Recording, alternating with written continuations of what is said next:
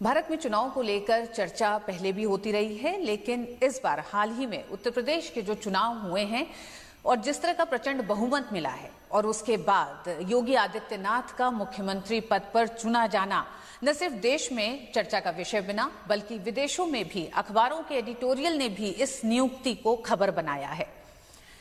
आप इस शख्सियत की तमाम बातों से सहमत या असहमत हो सकते हैं, लेकिन नजरअंदाज नहीं कर सकते। अपने बेबाक अंदाज में साफ सपाट शब्दों में विभिन्न मुद्दों पर अपनी राय रखने के लिए जाने जाने वाले उत्तर प्रदेश के मुख्यमंत्री योगी आदित्यनाथ से आज हम बात करेंगे, चर्चा करेंगे राज्य के विकास के तमाम विषयों पर, चाहे वो किसान से जुड़े हों, उद्योगों से जुड़े हों, पलायन, बेरोजगारी, इन समस्याओं से जुड़े हों। साथ ही बात होगा उन सवालों पर भी जिसे लेकर लगातार अखबार में बुद्धिजीवियों का एक वर्ग लिखता रहा है, एक राय बनती रही है, अपने अपने विचार लोग व्यक्त करते रहे हैं। जैसे ही योगी आदित्यनाथ यानी एक योगी का उत्तर प्रदेश के मुख्यमंत्री का चुना जाना क्यों सवालों से घिरा हुआ दिखता है, इस पर भी बात करेंगे। बहुत बहुत स्वागत है योगी आदित्यनाथ जी आपका। सबसे पहले तो शुक्रिया करना चाहूंगी कि ये मुख्यमंत्री पद ग्रहण करने के बाद आपने दूरदर्शन न्यूज को चुना अपने पहले साक्षात्कार के लिए। धन्यवाद।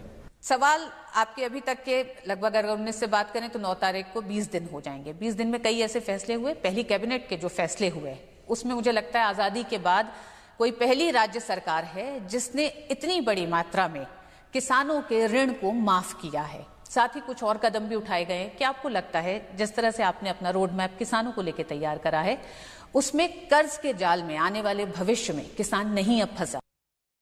देखिए, कल हमारी सरकार ने जो कल निर्णय लिया है,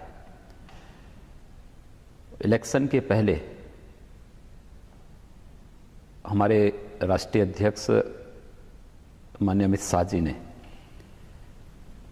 जिस लोक कल्याण संकल्प पत्र को बनाने का निर्देश दिया था, उनके निर्देशन में जो लोक कल्याण संकल्प पत्र यानी इलेक्शन मैनिफेस्टो हमारा बना था, उस इलेक्शन मैनिफेस्टो के साथ साथ माननीय प्रधानमंत्री जी की जो चिंता हमेशा रही है, इस देश का अन्नदाता किसान वो कैसे खुशहाल हो, कैसे इस देश के अंदर किसानों की आत्महत्याओं की जो एक लंबा सिलसिला चला है उसको कैसे ब्रेक लगाया जाए, वह हम सबके सामने एक चुनौती थी। और उस दृष्टि से हम लोगों ने कई स्तर पर विचार विमर्श करके हमारे सामने दोनों प्रकार की चीज़ें थीं। एक, किसान को राहत देना, अपने इलेक्शन मैनिफेस्टो के अनुसार अपने वायदों को पूरा करना, दूसरी तरफ राजकोष पर भी उसका असर न पड़े, हमारे सामान्य कार्यक्रम भी जो प्रदेश के अंदर विकास और डेवलपमेंट की जो हमारी परिकल्पना है उस पर इसका कोई प्रभाव न पड़े। इन दोनों में संतुलन बनाना हमारे लिए एक चैलेंज था और उस दृष्टि से कल हम लोगों ने एक निर्णय लिया है।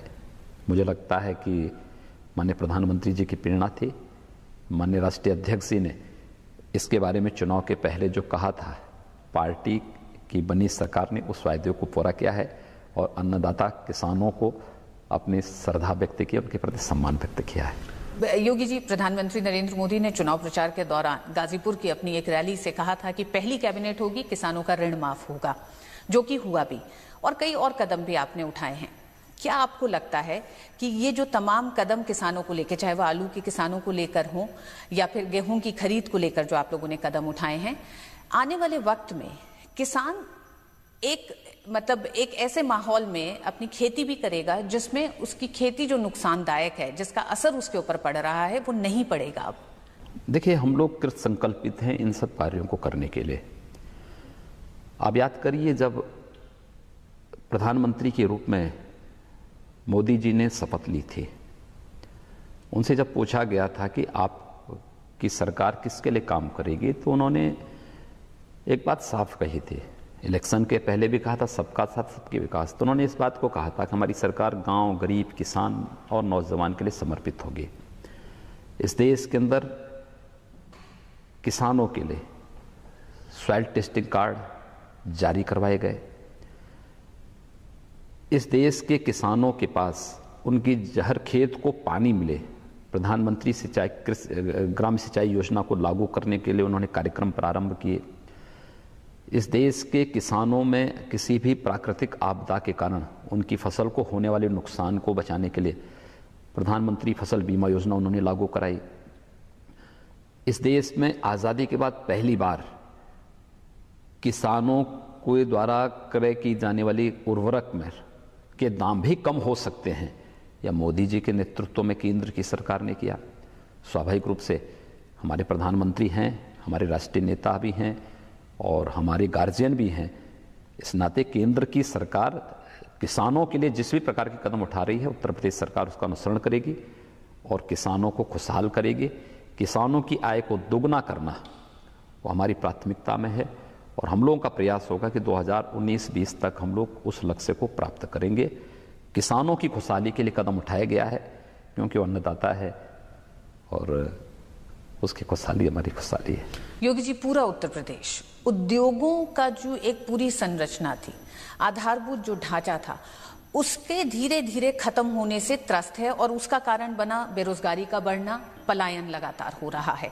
पूर्वी उत्तर प्रदेश में कुछ प्रधानमंत्री केंद्र सरकार की कुछ योजनाएं शुरू की गई हैं, लेकिन उद्योगों को लेकर एक क्या विशेष ठोस नीति आपकी कब तक आ सकेगी, क्योंकि एक मंत्री समूह का गठन भी कैबिनेट में किया गया। देखिए, कल हम लोगों ने कुछ 9 निर्णय लिए हैं और वे 9 निर्णय अत्यंत महत्वपूर्ण निर्णय हैं, जिसमें हम लोगों ने एक निर्णय लिया है उत्तर प्रदेश के अंदर एक नई औद्योगिक नीति को लागू करने के लिए। हमारे सामने सबसे बड़ी चुनौती है उत्तर प्रदेश में नौजवानों का पलायन, और मैं आश्चर्य करता हूं कि हमारे नौजवानों के अंदर प्रतिभा है, वो कार्य करना चाहता है, लेकिन उसके पास प्रदेश के अंदर इस प्रकार का माहौल नहीं बनाया गया, बल्कि जो पहले से लगे हुए उद्योग थे उन्होंने इन 15 वर्षों में पलायन किया है यहाँ से। वे लोग यहाँ से भागे हैं, गए हैं। कोई सुरक्षा का वातावरण यहाँ पे नहीं था। न माताएं बहनें सुरक्षित थी, न उद्योगपति सुरक्षित था, न व्यापारी सुरक्षित था। कानून व्यवस्था की बदहाल स्थिति हो गई थी। तो हम लोगों ने आते ही सबसे पहला काम तो कानून व्यवस्था को सुधारने के लिए अपने कदम उठाए हैं और स्पष्ट निर्देश जारी कर दिए हैं।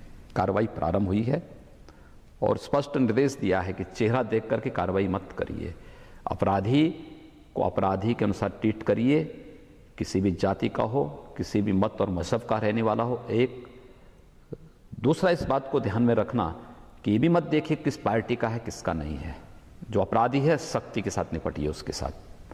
कार्रवाई प्रारंभ हो गई है। माताओं बहनों की सुरक्षा के लिए हमने सख्त कदम उठाए हैं, इससे भी सख्त कदम उठाएंगे हम। हमने अपने लोक कल्याण संकल्प पत्र में एक बात कही थी सिंगल विंडो सिस्टम की, हम उसको लागू करने जा रहे हैं और मुझे लगता है कि 15 दिन के अंदर हमारा मंत्री समूह अपना रिपोर्ट दे देगा। हमने इस बात को कहा है कि गुजरात, महाराष्ट्र, मध्य प्रदेश, छत्तीसगढ़, इन सभी राज्यों के अंदर इन्होंने उद्योग और निवेश के लिए किस प्रकार का वातावरण बनाया है, किस प्रकार की पॉलिसी तय की है। भारत के उद्योगपतियों के साथ, प्रदेश के अंदर उद्योगपतियों के साथ आप बैठ करके एक रणनीति बनाइए, लेकिन समय हमारे पास कम है। 15 दिन के अंदर सारा काम होना है। आप ठोस वो बना करके मेरे सामने प्रस्तुत करिए। हम अपनी एक नई उद्योग नीति के साथ आएंगे जिसमें उद्योगों के लिए एक वातावरण हम देंगे, हम उनको सुविधा भी देंगे, पूंजी निवेश की यहाँ पर उनकी गारंटी हो। हमारी शर्त एक होगी, उत्तर प्रदेश के 90% नौजवानों को रोजगार मिले, मतलब वो घर वापस आए और उनको पलायन न करना पड़े। एक और जो एक अहम मुद्दा चुनाव के दौरान भी रहा और पिछले हम कह सकते हैं 20-25 साल में जिसका स्तर लगातार गिरता गया है, वो है शिक्षा, सरकारी शिक्षा की गुणवत्ता। उस पर इलाहाबाद हाईकोर्ट ने भी यहां तक कहा था, आपको याद होगा कुछ समय पहले। हाँ, अधिकारी अपने बच्चों को भेजे उन स्कूलों में, बिल्कुल बिल्कुल, नेताओं के बारे में कहा था। तो उस दिशा में आप लोग क्या करने वाले हैं? क्योंकि मुझे लगता है कि जब तक शिक्षा का स्तर किसी राज्य का बेहतर नहीं होगा, सरकारों ने अभी तक उस पर काम किया नहीं, ऐसा लगता है। देखिए, हम लोग इसमें काम करेंगे। हम लोगों ने विभिन्न मंत्रालयों में उनको एक काम दिया है और वो कार्य है कि वे अपना प्रेजेंटेशन प्रस्तुत करें मंत्रिपरिषद के सामने। क्योंकि कैबिनेट से एक दिन पहले आप रात को 12:30 बजे तक आपने मीटिंग अटेंड की है। करेंगे ना। देखिए, मैंने पहले इस बात को कहा है, हम यहाँ बैठने के लिए नहीं आए हैं। सत्ता हमारे लिए मौज मस्ती का अड्डा नहीं है, ये हमारे लिए एक साधना है। और उस दृष्टि से मैंने प्रत्येक मंत्रालय से इस बात के लिए आग्रह किया है कि देखिए भाई, हम लोग कुछ जानते नहीं हैं, हम लोग तो सीखने आए हैं और फिर जो प्रदेश के हित में होगा उसको लागू करने के लिए आए हैं। हम यहाँ पे परमानेंट रहने के लिए भी नहीं आए हैं। एक समय तक काम करेंगे, काम करने के बाद फिर अपना रास्ता निकाल लेंगे, लेकिन जितने दिन रहेंगे प्रभावी ढंग से काम करेंगे और हमारे साथ काम करना होगा। प्रेजेंटेशन हम लोगों ने लेना प्रारंभ किया है और उस क्रम में सबसे पहले मैंने शिक्षा को ही चुना है। यहाँ की प्राथमिक, यहाँ की माध्यमिक, यहाँ की उच्च शिक्षा, यहाँ की प्राविधिक शिक्षा, यहाँ की व्यावसायिक शिक्षा, यहाँ की चिकित्सा शिक्षा, इन सभी को हम लोगों ने लिया है और आमूलचूल परिवर्तन की आवश्यकता है। हम लोगों ने इस बात को तय कर दिया है कि पाठ्यक्रम को आप इस प्रकार का बनाए कि यहाँ का जो बच्चा है, यहाँ का जो बालक है, यहाँ की जो बालिका है, वह राष्ट्रीय स्तर की किसी प्रतिस्पर्धा में अपने को सक्षम पाए। प्राथमिक स्कूल में गांव गरीब का बच्चा, उसके अंदर कोई हीन भावना पैदा ना होने पाए, इसके लिए हम उसको यूनिफॉर्म देने जा रहे हैं। अच्छी क्वालिटी की यूनिफॉर्म देंगे, उसको जूता देंगे, उसको हम उसकी कॉपी किताब देंगे, उसके पाठ्यक्रम को हम आधुनिकता के साथ जोड़ेंगे।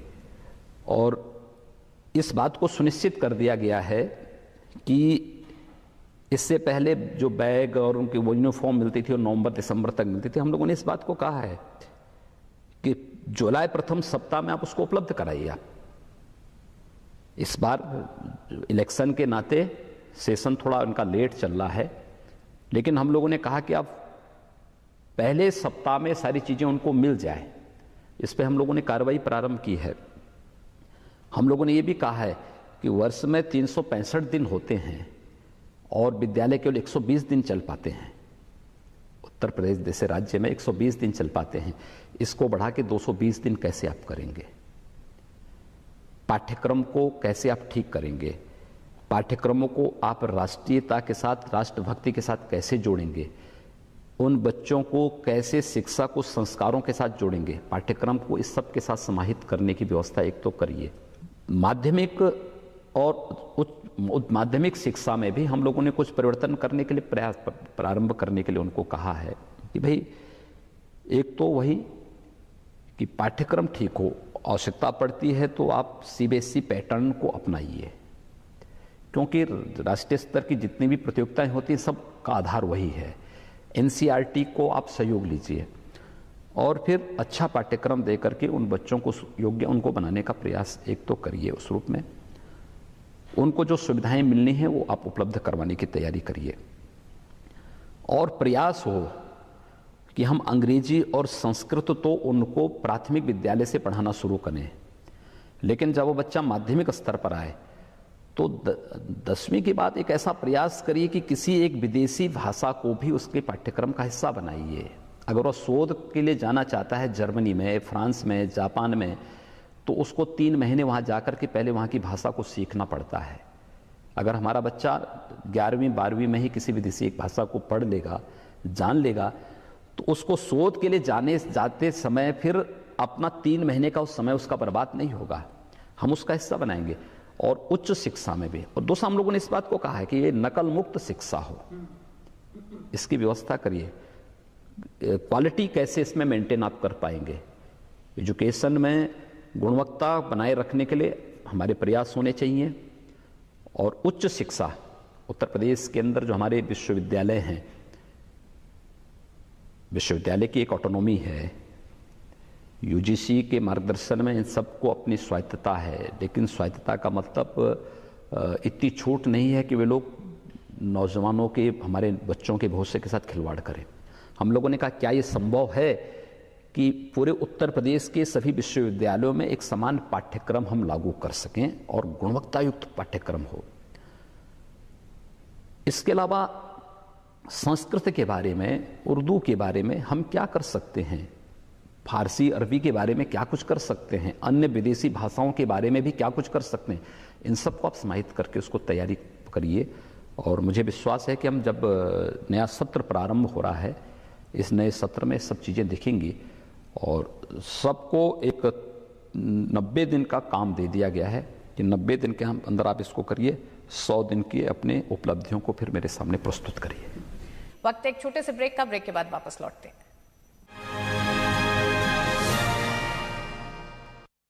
आज हम बात कर रहे हैं उत्तर प्रदेश के मुख्यमंत्री योगी आदित्यनाथ से। योगी जी, आप जब फैसले लेते हैं, कड़े फैसले, उस पर क्रियान्वयन हो और असर दिखाई दे, इस पे भी आपका पूरा जोर होता है। क्या यही वजह है कि जब आपने नकल की बात की, आपने शिक्षा में गुणवत्ता के सुधार की बात की, तो शिक्षकों की नियुक्ति आती है, कानून व्यवस्था की बात की तो पुलिस में नियुक्तियों की बात आती है, जिसको लेकर एक लंबे समय से विवाद चला आ रहा है और माना गया है कि इन तमाम नियुक्तियों का भी राजनीतिकरण हुआ है, पिछली सरकारों ने किया है। क्या एक भय का माहौल बनाया जा रहा है इसे लेकर, या कानून व्यवस्था सही तरीके से चले, उसके जो दिशा निर्देश हैं उनको पालन किया जाए, इस पे ज्यादा तवज्जो है? देखिए, कानून का राज हो, ये हमारी प्राथमिकता है और भारतीय जनता पार्टी के प्रति आम जनमानस का जो अपनी जातीय दीवारों को तोड़ करके लोगों ने उससे बाहर निकल कर भारतीय जनता पार्टी को समर्थन दिया, तो इसीलिए दिया है कि कानून का राज स्थापित हो सके। और हमने इसी बात को कहा कि कानून से बड़ा कोई नहीं, मैं भी अगर कानून का उल्लंघन करूंगा तो उस कटघरे में खड़ा होऊंगा, लेकिन कानून का राज स्थापित करने के लिए हम कृत संकल्पित हैं। हम लोग शिक्षकों की भर्ती भी पारदर्शी ढंग से करने जा रहे हैं। पुलिस में आधे जगह खाली पड़ी हुई हैं, एकदम पारदर्शी व्यवस्था के साथ हम पुलिस की भर्तियां करेंगे। कहीं किसी को बोलने का अवसर नहीं प्राप्त होगा, हम ऐसी व्यवस्था देंगे और किसी को भी कानून को हाथ में नहीं लेने देंगे, कानून के साथ खिलवाड़ नहीं करने देंगे। सरकार इसके लिए कृत संकल्पित है। हम लोगों ने अपने लोक कल्याण संकल्प पत्र में इन बातों को कहा है, हम उसको लागू करेंगे। जिन मसलों पे अभी तक हमने बात की, पश्चिमी उत्तर प्रदेश का पूरा चुनाव मैंने इस समय कवर भी करा है, इसमें जो गन्ना किसानों की जो समस्या है, कैबिनेट हुई, उसमें किसानों की ऋण माफी हुई, लघु सीमांत किसानों को आपने बड़ी राहत दी है। गन्ना किसानों का क्या है चीनी मिलों पर? देखिए, हम लोग इस पर निर्णय कर चुके हैं और मुझे लगता है कि आवश्यकता पड़ेगी तो अगले कैबिनेट में हम लोग कुछ नई चीनी मिलों के साथ उत्तर प्रदेश में आएंगे। हम लोगों ने इस बात को तय कर दिया है कि जिन किसानों ने करंट ईयर का गन्ना चीनी मिलों में भेजा है, 15 दिन के अंदर उनका भुगतान हो जाना चाहिए। जिनका उससे पहले का बकाया है, यानी इसमें यहाँ पे 14-15 का बकाया है, 15-16 का बकाया है, 16-17 का चल रहा है भी। ये पूरा एक कुचक्र बन गया है जिसमें किसान फंस गया है। बहुत बकाया किसानों का है। हम लोगों ने इस बात को कह दिया है कि 14-15 का जो बकाया है, 15-16 का बकाया है, इसको 2 महीने के अंदर भुगतान कर दिया जाए। और नहीं तो केवल पर चीनी मिल के प्रबंधन ही नहीं, मालिक के खिलाफ भी कार्रवाई होगी, आरसीएम जारी करेंगे और आगे की कार्रवाई हम लोग करेंगे। हम लोग पहले इस बारे में आदेश जारी कर चुके हैं। 14 दिन के अंदर गन्ना किसानों के गन्ना मूल्य का भुगतान करना ही होगा, ये चीजें। और हम लोगों ने तो निर्णय ये भी किया है, अभी जो गेहूं उत्पादक किसान है, आप आश्चर्य करेंगे, उत्तर प्रदेश इतना बड़ा राज्य है, उत्तर प्रदेश के अंदर 22 करोड़ से ऊपर की आबादी निवास करती है। 77.7% किसान है यहाँ पर, और उस सब के बावजूद यहाँ पर गेहूं क्रय होता था मात्र 5 लाख टन, और वह भी किसानों से सीधे नहीं होता था, आड़तियों के माध्यम से, दलालों के माध्यम से होता था। हम लोगों ने कहा ऐसा नहीं होगा। हमारी एक पूरी टीम इसके लिए छत्तीसगढ़ गई। छत्तीसगढ़ का प्रोक्योरमेंट और पीडीएस सिस्टम बहुत अच्छा है। हम लोगों ने इस काम को यहाँ पे लागू किया और मुझे बताते हुए प्रसन्नता है कि हम लोगों ने 5000 सेंटर खोले हैं किसानों के लिए। हम लोगों ने कहा कि हर जगह कहीं भी वो जहाँ गेहूं अपना बेचना चाहता है, अपना आधार कार्ड लेकर के जाएं, अपना जोत बही लेकर के जाएं, आपका गेहूं वहाँ पर लोग खरीदेंगे। किसानों को बैठने की व्यवस्था रहेगी, सब कुछ वहाँ पे व्यवस्था किसानों के लिए रहेगी। और पर कुंटल 10 रुपये का अतिरिक्त हम उसको देंगे, पर कुंटल 10 रुपये अतिरिक्त तो किसान को हम देंगे। बहुत सारे लोग आए कि साहब इसको पहले की तरह आड़तियों के माध्यम से, दलालों के माध्यम से खरीदी। हमने कहा भी ये नहीं होगा, किसानों को देना प्रधानमंत्री जी की प्राथमिकता किसान है। हम किसान को आधार मान करके कार्रवाई कर रहे हैं और 5 लाख टन से हम लोगों ने बढ़ा करके सीधे उसको पहले चरण में हम 40 लाख टन खरीदने जा रहे हैं। इसको बढ़ा करके 80 लाख टन तक हम करेंगे। और अभी गेहूं की फसल मार्केट में आई नहीं कि 1700 रुपये किसानों को सीधे सीधे मार्केट में मिलना प्रारंभ हो गया है। हमने कहा भी किसानों को जहां से लाभ मिले किसान वहां देने के लिए स्वतंत्र है, हम उसको बाध्य नहीं करेंगे, लेकिन अगर उसका कोई नहीं खरीदेगा हम उसका गेहूं खरीदेंगे। किसान हमारी प्राथमिकता में है, उसको कहीं दिक्कत नहीं होने देंगे। स्पष्ट निर्देश जारी हो चुके हैं और हम उस पर कार्य करने के लिए पूरी दृढ़ प्रतिज्ञता के साथ कार्य कर रहे हैं। योगी जी, आड़तियों के माध्यम से जो भ्रष्टाचार होता था या जो साइफन होता था मनी का, उसको रोकने के लिए आप लोगों ने कोशिश की। आपने कहा कि आधार से गेहूं खरीद केंद्र को भी आपने किसानों से जोड़ा है। इस चुनाव में जो प्रचंड बहुमत था, लगातार बात हो रही थी विमुद्रीकरण जब से ऐलान हुआ उसके बाद से कि विमुद्रीकरण का एक भय है, एक लोग परेशान हैं, लेकिन ये जो प्रचंड बहुमत है, आप मानते हैं कि इसने पारदर्शिता का जो नया पैमाना तय करा उसके भी पक्ष में ये प्रचंड बहुमत? मोदी जी का देश का प्रधानमंत्री बनना भारत में एक नए युग का सूत्रपात है और उन्होंने पहले दिन से जिस प्रकार की योजनाओं को क्रियान्वित करना प्रारंभ किया और जिस मजबूती के साथ, जिस दृढ़ता के साथ उन्होंने निर्णय लेना प्रारंभ किया। 3 वर्ष हो जाएंगे 26 मई को माननीय प्रधानमंत्री जी के शपथ लिए मोदी जी के प्रधानमंत्री बने हुए। इन 3 वर्षों में 60 से अधिक ऐसी कल्याणकारी योजनाएं उन्होंने लागू की पूरे देश में, जो इस समाज का अंतिम पायदान का व्यक्ति जिससे लाभान्वित होता है।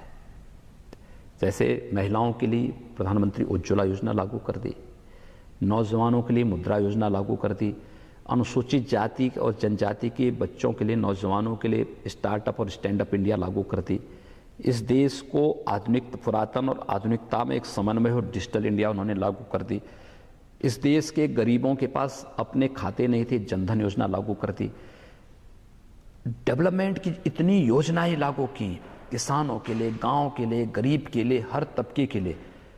वह अपने आप में मुझे लगता है कि हम लोगों के लिए एक पाथेय है, हम लोगों का एक मार्गदर्शन उससे प्रारंभ होता है।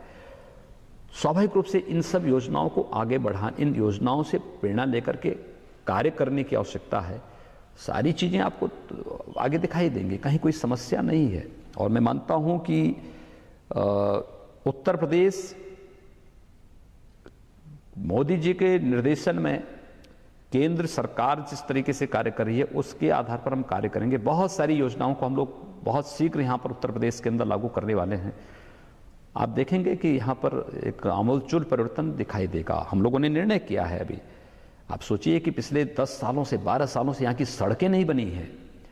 उत्तर प्रदेश किस बात की, उत्तर प्रदेश के बारे में क्या सुना जाता था कि उत्तर प्रदेश के बारे में ये मान्यता थी कि आप मध्य प्रदेश से चले आइए, आप हरियाणा से चले आइए, या आप कहीं और जगह से उत्तर प्रदेश में आएंगे तो उत्तर प्रदेश की सीमाएं कहाँ से प्रारंभ होती, जहाँ से सड़कें गड्ढे युक्त हों, जहाँ रात्रि में शाम को चले, जहाँ बिजली, जहाँ अंधेरा हो जाए, वहाँ से उत्तर प्रदेश समझ लीजिए आ जाए। हम इस मिथक को बदल लेंगे और हम लोगों ने कह दिया कि 15 जून तक उत्तर प्रदेश की कोई भी सड़क में गड्ढा नहीं मिलना चाहिए।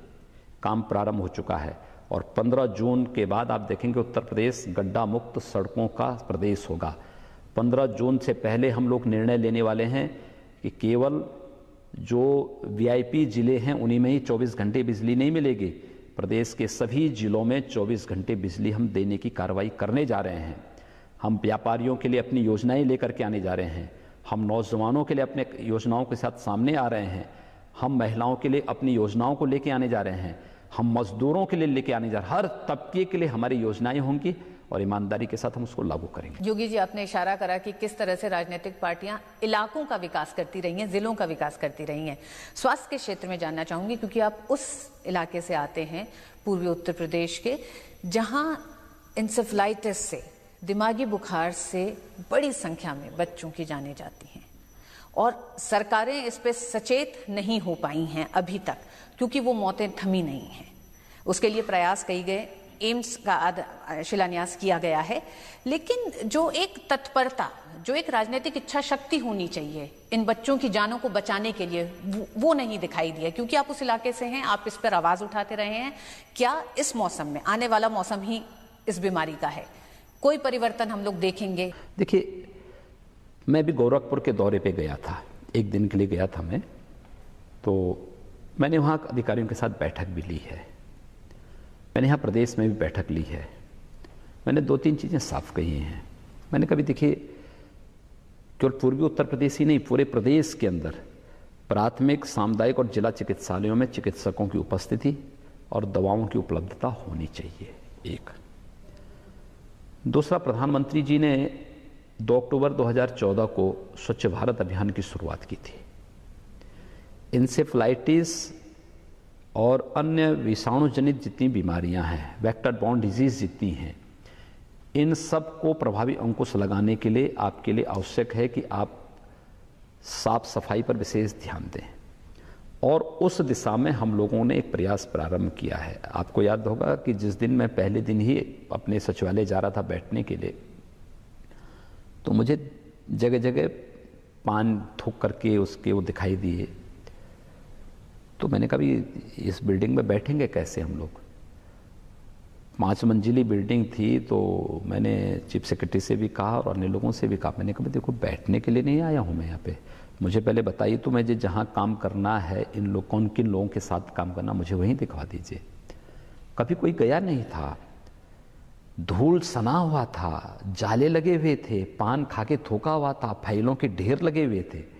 हम लोगों ने कहा, ऐसे में व्यवस्था ही नहीं चलेंगी, पहले सफाई करो, जो आवश्यक है उसको रखो, कूड़े को बाहर फेंको, धूल साफ करो। जो हमारे कर्मचारी यहाँ रहेंगे, अधिकारी रहेंगे, सब बीमार हो जाएंगे, दमा के पेशेंट हो जाएंगे।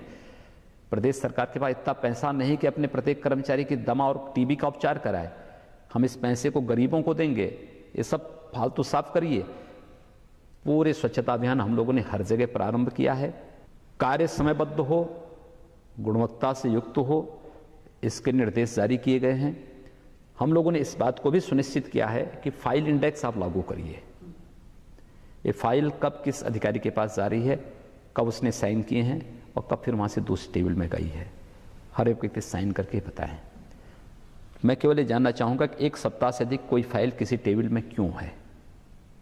हमें सिटीजन चार्टर लागू करने जा रहे हैं और सख्ती के साथ इसका पालन प्रदेश में कराएंगे। और जो इंसेफ्लाइटिस पूर्वी उत्तर प्रदेश में है, पूर्वी उत्तर प्रदेश के हमारे 7 जिले तो उससे प्रभावित हैं ही, उत्तर प्रदेश के 34 जिले से प्रभावित हैं। केवल स्वच्छता अभियान चला दिया जाए, लोगों को शुद्ध पेयजल उपलब्ध करा दिया जाए। मैंने इस बात को कह दिया है, किसी जिले में भूख से मौत होगी तो जिलाधिकारी जवाबदेह होगा। स्वास्थ्य सुविधा के अभाव में किसी बच्चे की मौत हुई तो सीएमओ उसके लिए जिम्मेदार होगा। अपनी जिम्मेदारी को तय कर लें और फिर हम इसके बाद कोई दलील कहीं से सुनने को तैयार नहीं है। सुस्त पड़े तंत्र को जगा दिया है योगी आदित्यनाथ ने जब से उन्होंने मुख्यमंत्री पद संभाला है। चर्चा हुई थी अभी राज्य के विकास को लेकर, ये चर्चा जारी रहेगी, लेकिन अब जो सवाल होंगे वो होंगे कि मुख्यमंत्री पद की नियुक्ति के बाद अखबारों के माध्यम से बुद्धिजीवियों के एक वर्ग ने एक माहौल बनाने की कोशिश की और कई तरह की राय सामने आई। जब एक योगी किसी राज्य का मुख्यमंत्री होता है, योगी का जीवन त्याग और तपस्या का है, लेकिन फिर इतने सवाल क्यों? और उन सवालों का योगी आदित्यनाथ के अंदाज में ही साफ और सपाट जवाब जानेंगे खुद इनसे ही। वक्त एक छोटे से ब्रेक का, ब्रेक के बाद वापस लौटते हैं।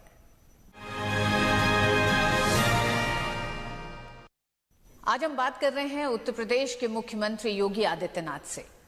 आदित्यनाथ जी, अब जो सवाल हैं ये सवाल मेरे कम हैं, लेकिन ये सवाल आपके मुख्यमंत्री बनने के बाद से जिस तरह से अखबारों में न सिर्फ देश में इसकी चर्चा हुई है, विदेश में एडिटोरियल तक इस पर लिखे गए और ये कहा गया कि हिंदू प्रीस्ट के चुने जाने के बाद एक योगी का जीवन त्याग तपस्या का होता है, लेकिन अगर उसके जीवन को लेकर इतने सवाल और एक डर और एक भय का माहौल पैदा किया जाना कि ये हिंदू राष्ट्र की तरफ बढ़ रहा है, आपको क्या लगता है, क्या मकसद है लोगों का, क्या वजह लगती है? सीधे आपसे जवाब जानना चाहेंगे क्योंकि अभी तक आपकी कोई टिप्पणी इस पे नहीं आई है, तमाम और सवाल आते रहे हैं। देखिए, राज्य सत्ता तो योगी ही चला सकता है। श्री नरेंद्र मोदी जी जैसा योगी जब देश के अंदर आया है तो देश में एक विश्वास जगा है ना। पहले प्रधानमंत्री हैं जो 3 वर्ष के बाद भी जनता का विश्वास पहले से ज्यादा उनके प्रति बढ़ा है। उनका जीवन किसी योगी किसी सन्यासी से कम नहीं। राष्ट्र के प्रति उनका समर्पण, देश के अंदर अंतिम व्यक्तित्व तक विकास की योजनाएं पहुंचे। स्वाभाविक रूप से मोदी जी हमारे आदर्श हैं, तो उनसे प्रेरणा लेकर के अगर मुझे कार्य करने का सौभाग्य प्राप्त हुआ है तो राज सत्ता योगियों के लिए है, भोगियों के लिए नहीं। और इसलिए लोग 10 बात कहेंगे, हमने कहा ना हम बोलेंगे नहीं, लेकिन हमारा कार्य बोलेगा और हम अपने कार्य के माध्यम से लोगों के सामने वो साबित करके दिखाएंगे। कार्य बोलने की जो आप बात कर रहे हैं, जो चुनाव में जो मुद्दे रहे खास, जिसमें कानून व्यवस्था थी, कानून व्यवस्था को लेकर आपने चुनाव के दौरान कहा कि एंटी रोमियो स्क्वाड बनेगा। एंटी रोमियो स्क्वाड बना, वो काम कर रहा है और जनता की भी उसमें सहमति दिखाई दे रही है, क्योंकि सीधे सीधे ये महिलाओं की सुरक्षा से जुड़ा मसला था। एक सुझाव ये भी लोगों का आता है कि एंटी रोमियो स्क्वाड को कहे जाने, रोमियो जूलियट, लैला मजनू, इस तरह के जो ये प्रसंग रहे हैं ये उससे जुड़े हुए हैं, तो क्यों ना इसे एक महिला सुरक्षा दस्ता के नाम से ही जाना जाए। नाम से आपत्ति है, साथ ही साथ इसको एक सांप्रदायिक रंग देने की कोशिश की गई। देखिए, हमने कहा ना कि रोमियो की कोई जाति तो नहीं थी, उसका कोई संप्रदाय भी नहीं था। दूसरा ये है कि नाम वह हो जो हिट करता हो। हमारे लिए महत्वपूर्ण ये है कि हमारी बेटियां, हमारी माताएं सुरक्षित रह सकें। हम उत्तर प्रदेश के अंदर एक ऐसा वातावरण बनाना, मैंने कहा ना चुनाव के दौरान 3 महीने के अंदर मेरे पास सर्वाधिक बातें जो सामने आई थी। देखिए, चुनाव के दौरान 3 महीने तक हम लोगों ने पैदल, कार से, हेलीकॉप्टर से, ट्रेन से व्यापक यात्राएं की पूरे प्रदेश के अंदर। मेरे पास सर्वाधिक शिकायत कानून व्यवस्था की आती थी, पलायन की आती थी, गुंडागर्दी की आती थी, और जो बालिकाएं होती थीं या महिलाएं होती थी, ये हम लोगों को एक ही बात कहती थी कि देखिए, हम अपनी बच्चियों को स्कूल नहीं भेज पाते हैं, उनका अपहरण हो जाता है, बालिकाएं विरोध करती तो तेजाब फेंक दिया जाता है।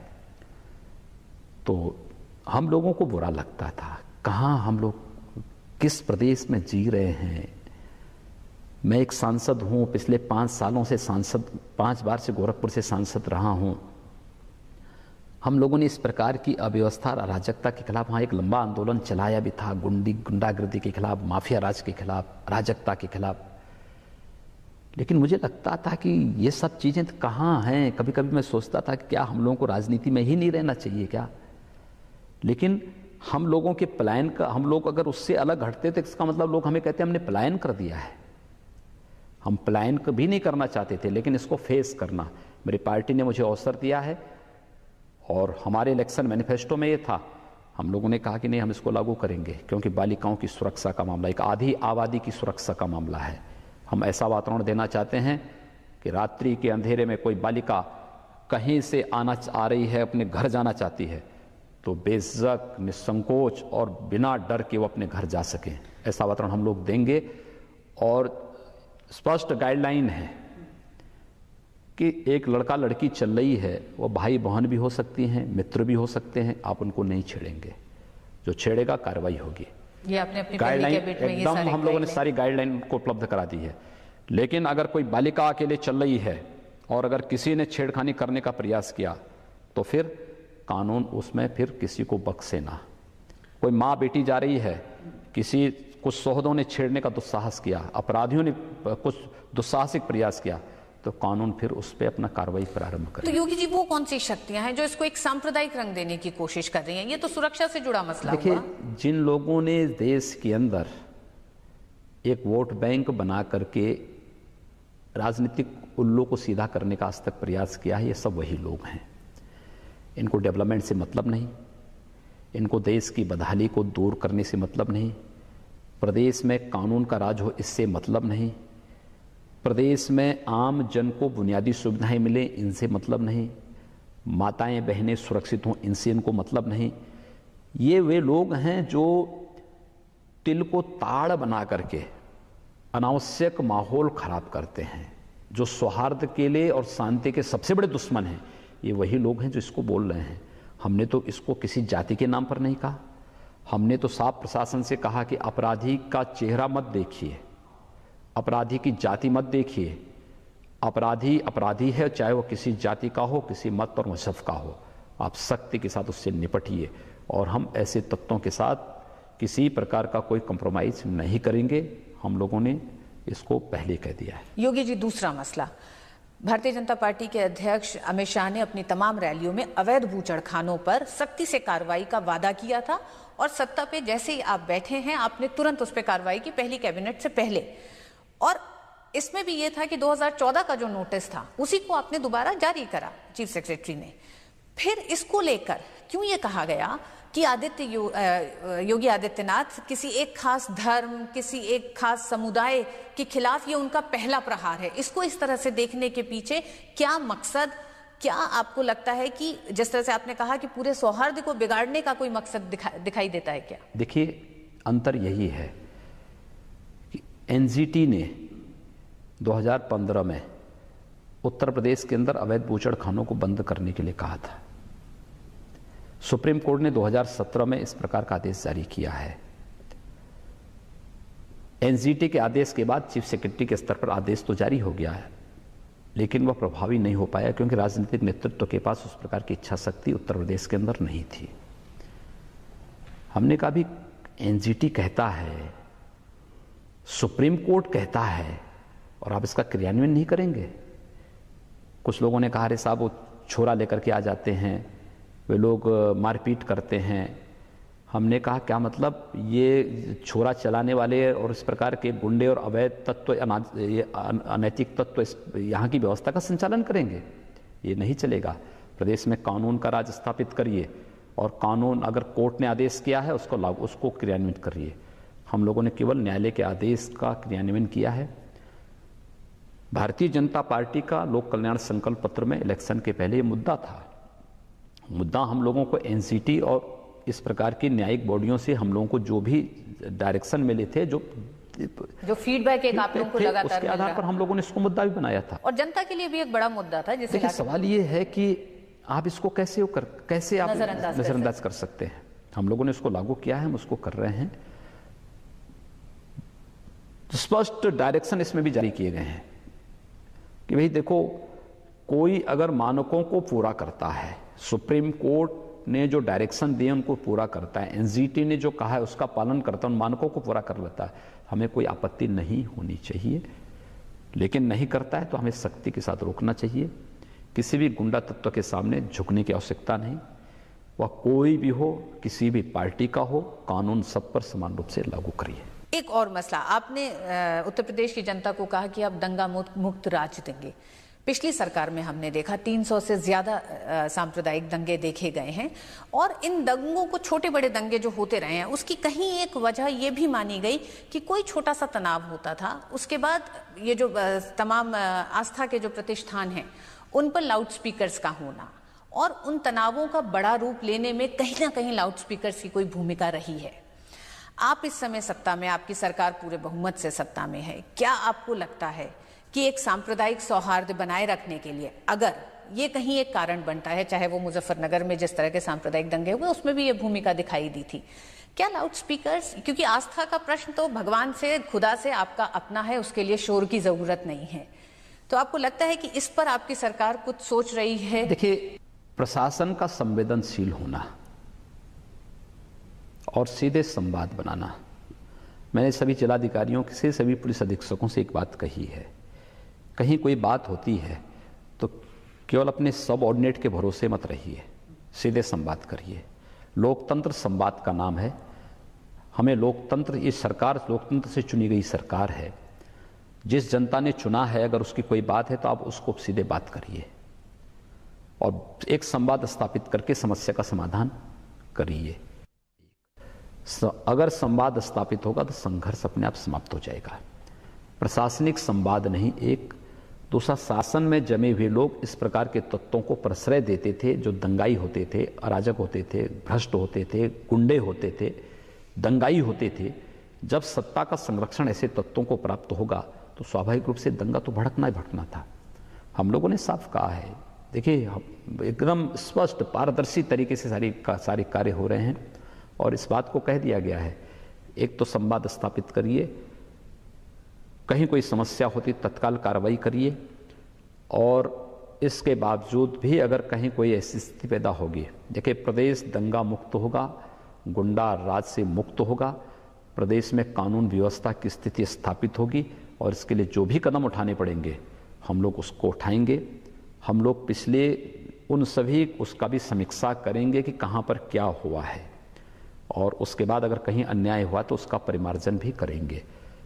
लेकिन हम प्रदेश में किसी को भी चेहरा देख करके जाति मत मजहब के आधार पर कार्रवाई करने की इजाज़त नहीं देंगे। उसके लिए पुलिस बनी है, उसके लिए प्रशासन है, प्रशासन ही कार्रवाई करेगा, कानून उसी के माध्यम से लागू होगा। कोई पार्टी या कोई व्यक्ति या कोई चेहरे इस प्रकार की कार्रवाई करने की इजाज़त किसी को नहीं देगी जो पूर्ववर्ती सरकार करती रही है। कन्वर्जेंस एक बड़ा मसला रहा है विवाद का उत्तर प्रदेश में, कई बार दबाव में, कई बार लालच में और कई बार इन दोनों ही मसलों पर तनाव पैदा हुआ है। क्या इसको लेकर कोई ठोस नीति उत्तर प्रदेश में, क्योंकि उत्तर प्रदेश में ये विवाद एक लंबे समय से बीच बीच में उठता रहा है। देखिए, जो असंवैधानिक होगा, जो अनैतिक होगा, जिससे समाज के सौहार्द पर दुष्प्रभाव पड़ता हो, हम ऐसा कोई भी कार्य प्रदेश के अंदर नहीं चलने देंगे। तो इसकी दिशा में हम कोई नीति या कोई ठोस समय आने पे जहां भी कोई इस प्रकार की स्थिति होगी जो असंवैधानिक हो, अवैध हो, अनैतिक हो या जिसपे सौहार्द पर जिसका प्रभाव, जो सौहार्द को बिगाड़ता हो, हम उसको प्रदेश के अंदर नहीं चलने देंगे। एक और सवाल, अभी शिक्षा पर हम बात कर रहे थे, ऐसी बात हो रही है और चर्चा बाहर आ रही है कि सरकारी स्कूलों में योग को अनिवार्य करने की तरफ आप लोग सोच रहे हैं। जब भी योग की बात होती है तो योग को लेकर विवाद भी साथ साथ क्यों आता है, जबकि योग का तो सीधा संबंध स्वास्थ्य से है? ठीक बात है। देखिए, हम लोग इस चीज को करने जा रहे हैं। देखिए, मैंने कहा ना, या ये क्योंकि योगी आदित्यनाथ की तरफ से आता है इसलिए विवाद? मेरी तरफ से नहीं। देखिए, सवाल ये है कि योग मैंने नहीं दिया है, ये तो इस सृष्टि के साथ चली हुई एक ऐसी परंपरा है, एक ऐसी विधा है जो हमारे ऋषि मुनियों ने लोक कल्याण के लिए दिया है। एक स्वस्थ शरीर के साथ साथ स्वस्थ मस्तिष्क के निर्माण के लिए उनके द्वारा दी गई एक विधा है। और हम लोगों ने इस चीज़ को कहा है कि हम जितने भी यहाँ पर उत्तर प्रदेश के अंदर शारीरिक शिक्षक देंगे, योग को उनके साथ अनिवार्य करके जोड़ के देंगे और योग पाठ्यक्रम का हिस्सा होगा, संस्कृत पाठ्यक्रम का हिस्सा होगा। भारत से जुड़ी हुई सभी भाषाओं को हम आगे बढ़ाने जा रहे हैं। उत्तर प्रदेश के अंदर जो अन्य भाषाएं हैं उनकी एकेडमी बनाने जा रहे हैं। आपकी भोजपुरी है, अवधी है, ब्रिज होगी, आपकी जो है बुंदेलखंडी होगी, जितनी भी भाषाएं होंगी इन सब की एकेडमी बना करके लोक परंपरा, लोक संस्कृति को भी हम मजबूती प्रदान करने के लिए कार्रवाई प्रारंभ करने जा रहे हैं। उत्तर प्रदेश के हित में जो होगा हम वह कदम उठाने में नहीं हिचकेंगे। योगी जी, देश के ही एक बड़े जूरिस्ट हैं जिन्होंने कहा कि विदेशों में तो हमने बात की ही कि एडिटोरियल्स ने किस तरह से लिखा, और एक कहा कि कैसे हिंदू प्रीस्ट बन गया है एक मुख्यमंत्री, लेकिन जो जूरिस्ट है उन्होंने भी कहा कि ये हिंदू राष्ट्र की तरफ बढ़ने का एक कदम है। क्या आपको लगता है कि ये लोग पूर्वाग्रहों से ग्रस्त हैं? इन चिंताओं को आप किस तरह से देखते हैं? आपका जवाब साफ शब्दों में जानना चाहते हैं। देखिए, कौन क्या कह रहा है मैं किसी के मुंह पे टेप नहीं लगा सकता। मुझे जो करना है प्रदेश के हित में कार्य करना है। मेरे लिए पाथे है केंद्र की मोदी जी के नेतृत्व की सरकार, और सरकार लोक कल्याण के लिए, राष्ट्र कल्याण के लिए जो कदम उठा रही है, मुझे प्रदेश के अंदर उसको फॉलो करना है। एक दूसरा, इससे कौन लोग हैं जो डर रहे हैं? अगर किसी को करना है, मुझे लगता है कि मुझे एक बात साफ कहनी है, वो ये कि हिंदू राष्ट्र की अवधारणा कहीं गलत नहीं है। हिंदुत्व देश के ही सुप्रीम कोर्ट की एक फुल बेंच ने इस बारे में स्पष्ट अपना आदेश जारी किया है। यह कोई मत, कोई मज़हब या उपासना विधि नहीं है, ये एक वे ऑफ लाइफ है। अगर लोगों की जीवन पद्धति को सुधारने के लिए, उसमें खुशहाली लाने के लिए यह राष्ट्र उचित है, यह रास्ता उचित है, तो मुझे लगता है हमें उस रास्ते को अपनाने में कोई संकोच नहीं होना चाहिए। अंत में योगी जी, एक योगी के वेशभूषा, भगवे वेशभूषा से, क्योंकि योगी को न किसी से कुछ चाहिए, न उसे अपनी जिंदगी में कुछ चाहिए, फिर ये कौन लोग हैं जो डर रहे हैं? देखिए, जिनके झूठ और पाखंड की दीवारें ढहने वाली हैं, जिन्होंने झूठे वातावरण बना करके, होबा खड़ा करके, समाज को गुमराह करके, अपने पॉकेट बना करके, जाति के नाम पर, परिवार के नाम पर, मजहब और मत के नाम पर समाज के सामाजिक ताने बाने को छिन्न भिन्न किया है, इनका झूठ और पाखंड धराशायी हो रहा है। इसलिए स्वाभाविक रूप से उनके आगे के रास्ते जब बंद होंगे तो उनकी चिल्लाहट तो स्वाभाविक है। मैं उनके प्रति कोई दुराग्रह नहीं रखता, लेकिन मेरी सहानुभूति उनके प्रति जरूर है कि पब्लिक उनके इस पाखंड को बहुत नज़दीक से देख रही है, देखेगी भी, मेरी कार्य पद्धति को देख रही है और देखेगी भी। हमारा कार्य बोलेगा और मुझे लगता है कि उत्तर प्रदेश कैसे चलेगा, हम उसको लेकर के चलेंगे। योगी आदित्यनाथ ने अपने ठीक उसी अंदाज में बहुत साफ कहा कि कानून सबके लिए एक है, सबको कानून का पालन करना पड़ेगा। रही बात जहां तक तंत्र और व्यवस्था की, तो सुस्त पड़े तंत्र में जान फूकी है योगी आदित्यनाथ ने, और उनका मानना है कि व्यवस्था और तंत्र हर नाकामी के लिए जवाबदेह हो रहेगा और उस पर लगातार सवाल उठाते रहेंगे, जिससे कि जनता को वो सारी सुविधाएं, उन योजना का फायदा मिले जिसके लिए सरकार काम कर रही है। योगी आदित्यनाथ जी, दूरदर्शन न्यूज से पहला अपना इंटरव्यू देने के लिए बहुत बहुत शुक्रिया, और बहुत सी ऐसी बातों पर आपने खुलासा किया जिस पर आपकी तरफ से जवाब का शायद जनता में तमाम लोगों को इंतजार था। बहुत बहुत शुक्रिया दूरदर्शन से बात करने का।